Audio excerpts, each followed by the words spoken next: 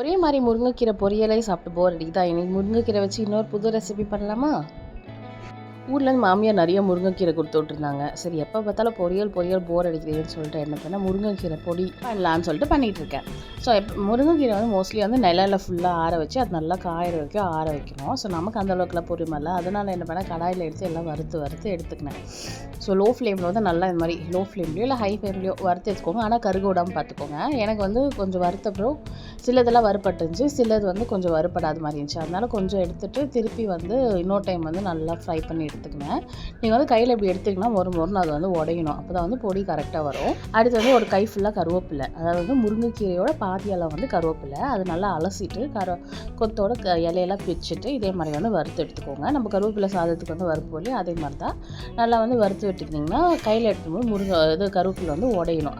அதுதான் வந்து எல்லாமே வந்து நல்லா கிறிஸ்பியாக ஆகிருக்கணும். நம்ம அப்போ தான் பொடி பண்ணும்போது பொடி வந்து ரொம்ப நாளைக்கு வந்து தாங்கும். அடுத்து வந்து 1.5 டேபிள் ஸ்பூன் வந்து மிளகு, 1.5 டேபிள் ஸ்பூன் வந்து சீரகம், ஒரு சின்ன துண்டு வந்து பட்டை, ஒரு சின்ன துண்டு வந்து சுக்கு. ஸோ இதெல்லாமே வந்து வாசனைக்காக நல்லா போட்டு வறுத்து எடுத்துக்கோங்க. வறுக்கும் போது வந்து லோ ஃப்ளேமில் தான் வறுக்கணும். அப்போ தான் வந்து நல்லா வாசனையாக உள்ளே வந்து வறுப்படும், நல்லா டேஸ்ட்டாகவும் இருக்கும். சுக்கு வந்து என்ன பண்ணேன்னா வந்து வறுத்துட்டு அதுக்கப்புறம் கொஞ்சமாக அம்மிக்கல்ல தட்டிட்டு அப்புறம் வந்து அரைச்சிக்கினேன். ஏன்னா வந்து அப்போ தான் மிக்சியில் வந்து அரைப்படும் போது வந்து டக்குன்னு வந்து ஐயோ. இப்போ நம்ம என்னெல்லாம் வறுத்து எடுத்துருக்கோமோ எல்லாமே மிக்ஸி ஜாரில் போட்டு நல்லா கொரப்பாக அரைச்சி எடுத்துப்போம். ஒரு 90 to 95% நல்ல பொடியாகட்டும். இது வந்து நம்ம வந்து தோசைக்கு சூப்பராக இருக்கும். சப்பாத்தி மாவு பிசையும் போது கொஞ்சமாக வந்து இந்த பொடி ஆட் பண்ணிங்கன்னா நல்லாயிருக்கும். தம்பிக்கு வந்து சாப்பாடுக்கு வந்து சாதம் பருப்பெல்லாம் போடும்போது ஒரு 2 ஸ்பூன் இல்லை 1 ஸ்பூன் வந்து இதை ஆட் பண்ணிங்கன்னா சூப்பராக இருக்கும்.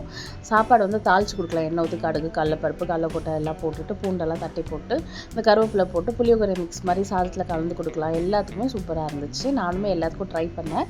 நீங்களும் ட்ரை பண்ணி பார்த்துட்டு எப்படி வந்துச்சுன்னு கமெண்ட்டில் சொல்லுங்கள். நான் இதுதான் ஃபஸ்ட் டைம் ட்ரை பண்ணுறேன். எங்கே அந்த முருங்கைக்கீரோட கசப்பு தெரிஞ்சிருமோ, என் பொண்ணு சாப்பிட மாட்டோம்னு நினச்சேன். ஆனால் ஸ்மெல் பண்ணி பார்த்தா ஸ்மெல் அவ்வளோ சூப்பராக இருந்துச்சு. அந்த மிளகு சீரகோட வாசனை அவ்வளோ ஸ்மெல் சூப்பராக இருந்துச்சு. என்னடா இது முருங்கைக்கீரை கலக்கணும்னு தோசை மாவு இன்னும் வெள்ளையாகவே இருக்குன்னு பார்த்துட்டு சரி தோசை ஊற்றின அப்புறம் பார்த்திங்கன்னா நல்லா சூப்பராக க்ரீன் கலரில் வந்துச்சு. ஸோ குழந்தைங்களுக்கு கலர் தோசை ஊற்றி கொடுக்குறோம்னு சொல்லிட்டு நம்ம பச்சைக்கீரையை அரைச்சி போடுவோம். அதுக்கு இந்த மாதிரி வறுத்து போட்டிங்கன்னா அவங்களுக்கு கண்டோ பிடிக்க முடியாது, நல்லா ஹெல்த்தியான ஃபுட் கொடுத்த மாதிரியும் இருக்கும். அடுத்த நாள் காலைல பிரேக்ஃபாஸ்ட்டு பொடியை கலக்கி வெங்காயம் கீரைலாம் போட்டு நல்லா ஊற்றப்ப மாதிரி ஊற்றி கொடுத்தாச்சு. இதுக்கு வந்து ஒரு தேங்காய் சட்னியோ ஒரு வெங்காய சட்னியோ வச்சு சாப்பிட்டோம்னா சூப்பராக இருக்கும்.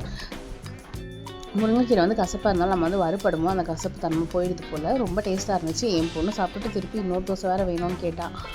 உங்கள் வீட்டில் உங்கள் குட்டி சாப்பிட்டு எப்படி இருந்துச்சு சொல்லுங்கள். அடுத்த vlogல பார்க்கலாம். தேங்க்ஸ் ஃபார் வாட்சிங்.